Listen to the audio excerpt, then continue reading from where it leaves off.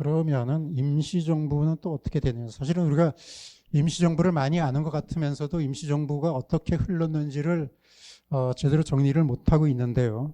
임시정부의 처음 시작은 1912년 7월에 동제사를 상해에서 결성하면서부터 상해에서 한인들이 모이기 이제 시작을 하게 됩니다. 여기에 이제 주역을 했던 분이 바로 이제 신규식 선생인데요. 신규 선생 이야기는 조금 이따 다시 하겠습니다. 그래 동제사를 결성했는데 이 동제사를 중심으로 해서 신화 동제사를 만듭니다.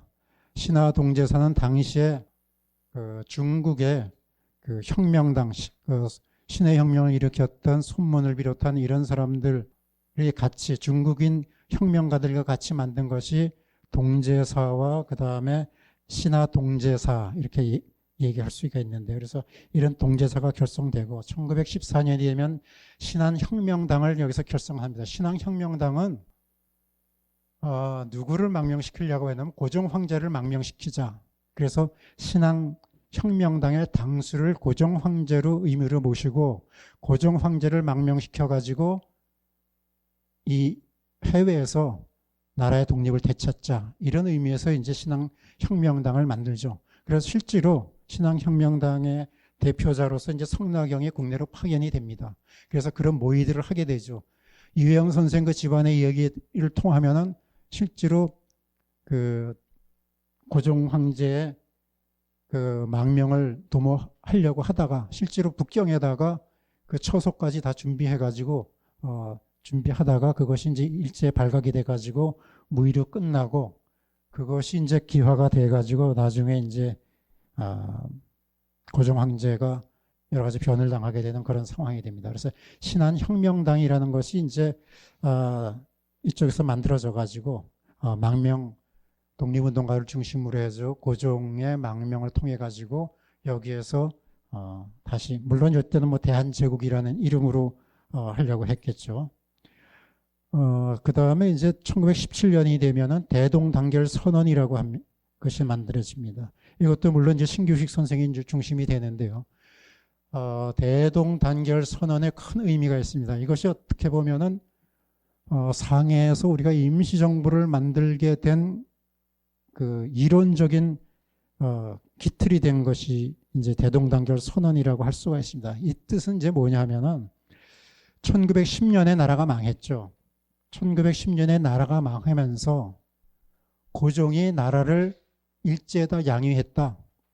황제는 일제 황제권을 양위했기 때문에 더 이상 황제가 이 나라는 황제 것이 아니고 그럼 누구 것이냐? 바로 국민에게 주권을 양도한 것이다. 이렇게 본 것이죠. 그래서 황제권 대신에 이제는 민권, 국민이 주인이 되는 그러한 걸로 바뀐다. 그래서 대동단결 선언이라는 것은 바로 국민정부, 그 다음에 민주공화국이 성립되는 그 기초를 이 얘기를 한 것입니다. 그래서 1917년이 되면은 이제 더 이상 우리는 황제가 다스리는 나라가 아니고 국민이 다스리는 나라다. 민주공화국이다라는 이런 의미에서 대동단결 선언이라는 걸 하게 됩니다. 그래서 1917년이 되면은 지식인들이 이미 우리나라는 더 이상 대한제국의 부활이 아니고 새로운 나라를 만들어야 되겠다는 이런 의식이 이제 싹트게 되는 것이죠. 그 다음에 1918년 11월이 되면은 신한청년당이라는 거 만듭니다. 이게 두 개가 헷갈리는 경우가 있는데 신한혁명당이고 하나는 신한청년당입니다. 저 신한청년당은 신한청년단이라고도 또 표기하는 거 있는데 정확한 의미는 신한청년당이 맞습니다. 1918년 저건 왜 저걸 만드냐? 1918년이 어떻게 되냐 하면은 제1차 세계대전이 끝나게 되죠. 1914년부터 있었던 제1차 세계대전이 끝나면서 그때 윌슨의 지청이 있었고 그 다음에 뭡니까? 파리에서 평화회담이 있을 때 평화회담에 가서 우리의 독립을 주장하자. 이렇게 해서 사람을 파견하자. 그 대표적으로 나중에 이제 김규식 박사를 파견하게 되지만은 여기에 파견하려면 개인적으로 갈 수가 없습니다. 그래서 무슨 자격으로 가냐?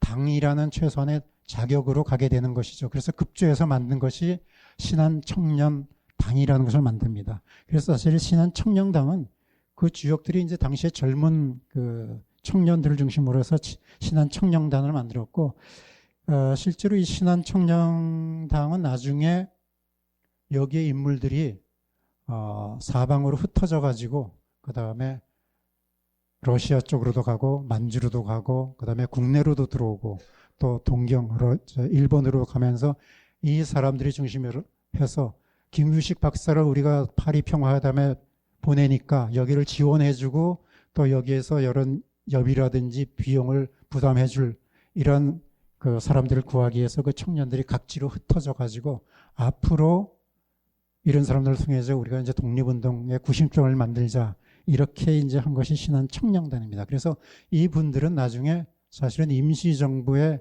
그 청년 그 멤버들이 되는 거죠. 우에 이제 임시정부의 각 부서의 총장들이 있었다고 하면 이 사람들이 주로 이제 그 밑에 있는 차장급들이 되는 그 젊은 사람들이 되게 됩니다. 신한청년당이 이제 만들어지고 그 다음에 1919년 아까 얘기한 대로 대한독립선언서, 아까 무호독립선언서라고 그랬죠. 1919년 3월 달에 3.1 독립운동이 일어나면서 본격적으로 어떻게 됩니까? 상해 대한민국 임시정부가 이제 수립되는 그런 상황이 되는 것이죠.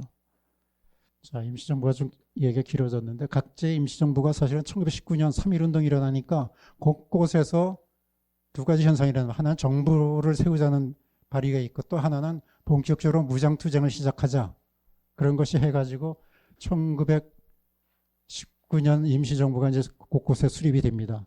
첫째는 러시아 쪽에서 먼저 정부를 세우자는 것이 있죠. 그 러시아 쪽에는 이미 대한국민의회라는 단체가 있었어요. 그래서 이거는 러시아 지역에 있는 한인들을 중심으로 해가지고 그 이전에 뭐 한족회, 권업회, 뭐 그다음에 전로 한족회, 그다음에 이런 걸 통해 가지고 대한국민의회라는 것이 이미 조직이 돼 있었던 것이죠. 그래서 그걸 중심으로 해가지고 러시아 쪽에서 임시정부가 만들어지게 됩니다. 또 하나는 중국 상해에서 이루어지죠.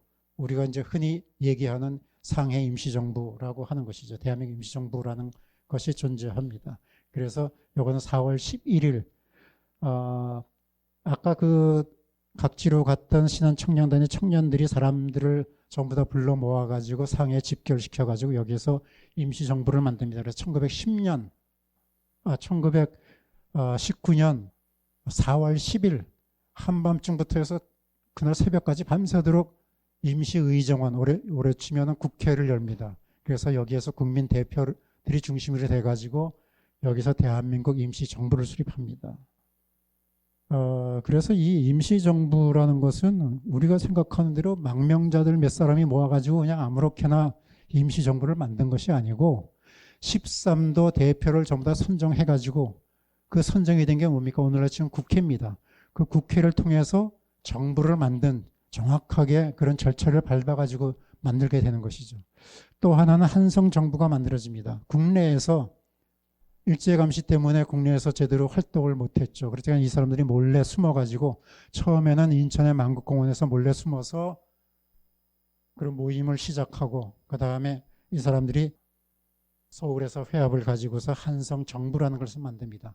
한성정부는 만들어지기는 하는데 국내에서 더 이상 활동을 할 수 없었기 때문에 이분들이 대체적으로 상해나 이쪽으로 망명을 하게 돼가지고 나중에 상해 임시정부하고 거의 합치게 됩니다.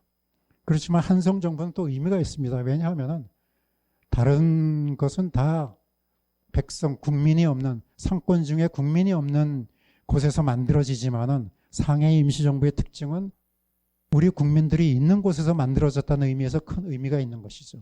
그래서 한성정부가 가장 늦게 만들어졌지만 나중에 이제 한성정부의 각원들이 이제 중심이 이제 되는 것을 이제 볼 수가 있습니다.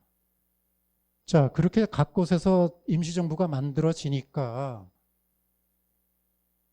그때 1919년 5월 달에 5월 25일 날 도산 안창호 선생이 미국에 있다가 상해로 그때 내무총장이었는데 부임을 합니다. 내무총장으로 와보니까 이게 각지의 임시정부가 만들어지는데 그러니까 나라가 세워지자마자 각지 임시정부가 있으면 안 되겠다. 이걸 하나로 합쳐야 되지 않겠느냐. 이렇게 해서 통합운동이 벌어지게 됩니다. 그래서 통합임시정부가 수립이 됐는데 대체로 1919년 8월 이 임시정부 논의는 한성정부가 만들어진 이후에 그 다음에 통합 논의가 바로 있어지는 거죠. 그래서 1919년 4월 달부터 4월 하순부터 시작해가 통합운동이 이제 이루어져 가지고 결국은 1919년 8월이 되면은 통합 임시정부가 수립이 됩니다. 그래서 뭐 구체적인 내용은 좀 복잡합니다만은 여하튼 세 개 단체가 모여가지고 만들어서 그 임원은 주로 한성정부를 임원을 중심으로 하고 위치는 그래도 상해가 전 세계의 선전 효과나 이런 게 있기 때문에 상해에 둔다 이런 식으로 해가지고 세 개의 정부가 합쳐가지고 상해 이제 통합 우리가 흔히 얘기하는 통합 임시정부가 수립이 되는 것이죠. 자, 임시정부는 사실 초창기부터 좀 논란이 좀 있었습니다. 왜 논란이 있었냐면 여기에 이제 논란이 있는 거는 주로 이제 우리가 잘 알대로 그 이승만 박사께서 이제 조금 고집을 펴죠. 처음에 그래서 임시정부는 뭘로 시작했냐면 헌법 자체는 국무총리제로 시작이 되었던 거죠.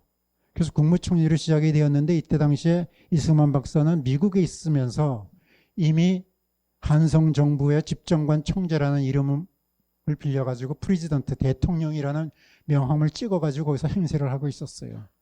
그래서 국무총리라는 직제를 임시정부에서 내려서 도선 안창호가 전복까지 보냅니다. 여기에서 우리가 뽑은 것은 당신한테 국무총리로 뽑았기 때문에 더 이상 대통령 행세를 하지 말고 국무총리로서 활동해 주십시오 하고 보냈더니 이승만 박사가 거부를 하죠. 나는 이미 프레지던트 대통령이라는 명함을 가지고서 이쪽에서 다 활동을 하고 있고 그 다음에 미국이라는 나라는 프레지던트 대통령제이기 때문에 여기서는 대통령이라고 해야 말빨이 먹힌다. 그래가지고 끝까지 고집을 하죠. 이렇게 해서 논란이 생깁니다. 나라를 세우는 총회부터 논란이 생기죠. 자, 그렇게 이걸 또 수습한 게 도산 안창호입니다. 도산 안창호 선생은 항상 이 중재 수습을 잘하죠. 그래서 도산 안창호가 여러 사람을 설득해가지고 이승만을 대통령제 대통령으로 만들게 됩니다. 그렇기 때문에 이승만 박사 고집 때문에 제1차 개헌을 하게 되는 거죠. 그래서 국무총리제에서 개헌을 해가지고 대통령제로 바꾸게 됩니다. 그래서 본격적으로 이제 이승만 박사가 대통령이 되고 우리가 또 이승만 박사는 잘 아는 대로 1925년이 되면은 대통령에서 또 탄핵이 되죠. 탄핵이 돼서 이제 물러나게 되고 그래서 2대 대통령이 박은식 선생이 이제 2대 대통령이 됩니다. 그래서 대통령제는 박은식 선생으로 끝나고 왜 대통령제를 했는데 무슨 문제가 생겼냐 하면 대통령제를 만들었는데 임기가 몇 년이라는 얘기를 안 했어요. 왜냐하면 이 양반들이 임시정부를 만들어 놓고 얼마 안 있으면은 독립이 될 줄 알았는지 나라를 찾게 될 줄 알았는지 대통령의 임기가 사실은 무제한이었었어요. 그래서 그때부터 박은식 선생이 대통령을 취임한 후에 얼마 안 가서 내려놓고서 다시 대통령제로 하지 말고 국무령제로 하자. 저걸 바꾸자. 그래 국무령제로 하면서 또 개헌을 하게 됩니다.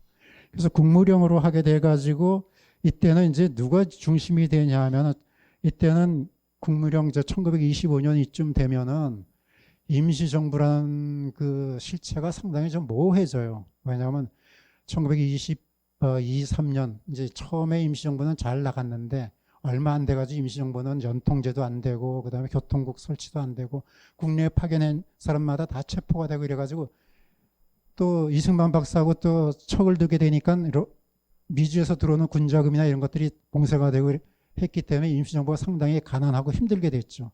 그래서 1923년에 국민대표회의라는 걸 만들어가지고 각지에 있는 독립운동 단체들 대표들이 다 모여가지고 임시정부를 어떻게 할 것이냐, 임시정부를 때려 없애고 새로 하느냐, 아니면 좀 개조를 할 것이냐, 뭐 이렇게 싸우다가 그것도 흐지부지 이제 되고 말죠. 그러다가 임시정부가 그 존재 가치가 상당히 떨어지게 됩니다. 그러니까 이건 대통령제가 아무래도 힘들다. 그래서 국무령제도를 하게 됩니다. 국무령제도를 하면서 임시정부가 본격적으로 무장투쟁에 앞장서야 된다. 그래서 국무령제를 하면서 그 주역들을 어느 분들을 모시냐면 전부 다 만주에서 무장투쟁하던 분들을 임시정부 요인으로 전부 모십니다. 그리고 국무령을 만주에서 무장투쟁을 선도하던 누굽니까? 국무령이 누구죠? 헷갈리네. 석주 이상영 선생을 모시는데, 석주 이상영 선생이 국무령으로 취임해가지고, 참 그분도 대단하신 분이, 우리가 잘 아는 대로 이제 그분이 이 사진에 보면 수염도 아주 멋지게 기르고, 이게 오기 위해서 거기서 만주에서부터 상해로 오기 위해서 변장해가지고 수염까지 다 깎고서 오셨는데, 정작 상해에 와가지고 강녀들을 갖다가 만주에 있던 강녀들을 전부 초청하니까 이 양반들이 안 와요. 야, 우리가 만주에서 무장투쟁을 지금 잘하고 있는데, 아니 독립운동의 본령이 무장투쟁인데 상해에 가서 우리가 할 게 뭐냐?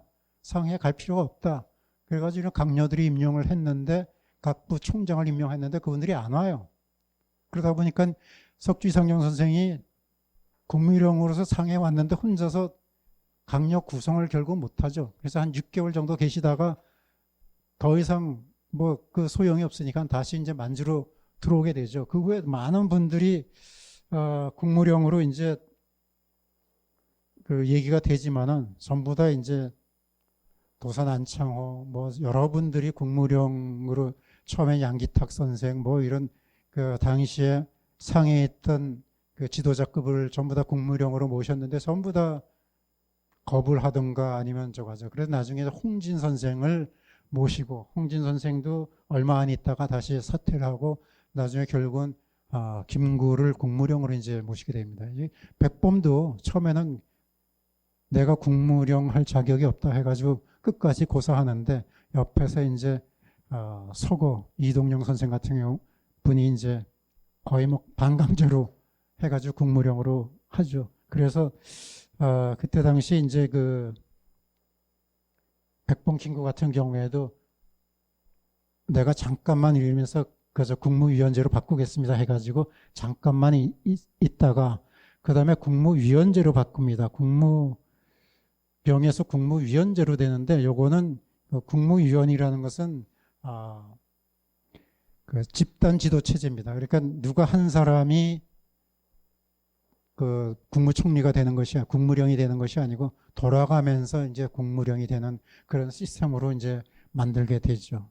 그러다가 나중에 이제 다시 본격적으로 1941년이 되게 되면은 이미 이제 상해 쪽에 상해에서 그 다음에 이동식으로 쭉 하다가 충칭 중정으로 가 있으면서 그때부터 이제 주석제를 만듭니다. 그래서 김구 주석 물론 이건 처음에 이동영 선생이 주석이 됐다가 그걸 김구한테 물려주고 그 두 분이 왔다 갔다 또 주석 가지고서 왔다 갔다 하게 되죠.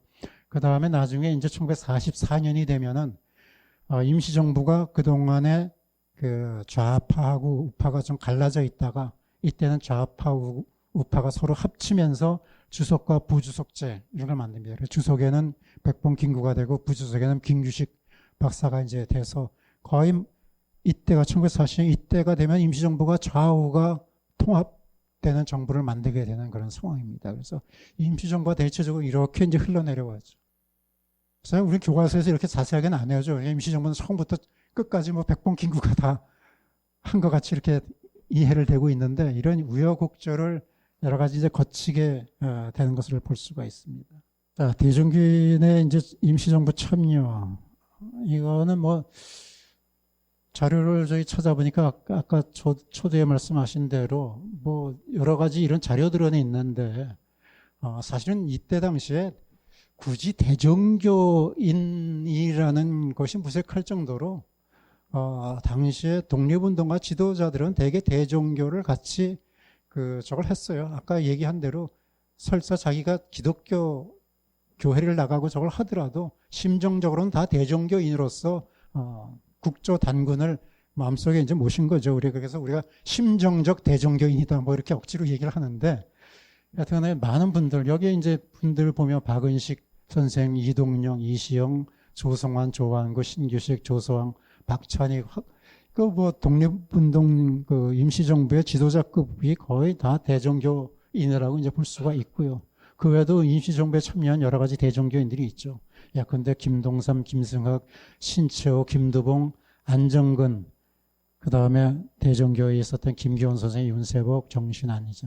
이분들이 다 임시정부에 관여를 하고 또는 임시정부에 직접 참여 안 하더라도 사람을 이쪽으로 파견하고 하는 그런 상황이 됩니다. 그래서 실제로는 임시정부에 이런 많은 분들이 대종교 내지는 대종교인이다 이제 볼 수가 있죠.